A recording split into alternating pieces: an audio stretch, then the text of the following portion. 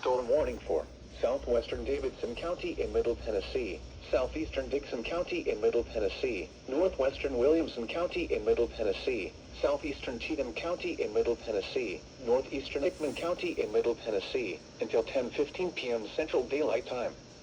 At 9:33 p.m. Central Daylight Time, a severe thunderstorm was located near Centerville, moving northeast at 55 miles per hour.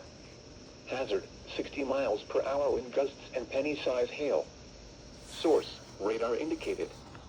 Impact, expects damage to roofs, siding, and trees. Locations impacted include Bon Aqua, Bells Bend, Lyles, Bellevue, Natchez Trace at Highway 96, Centerville, Pegram, Fairview, Kingston Springs, Beeman Park, White Bluff, Nunnally, Burns, Belmead, Forest Hills, Dixon, Franklin, Ashland City, and Brentwood. This includes the following highways: Interstate 40 between mile markers 165 and 203. Interstate 840 between mile markers 1 and 13.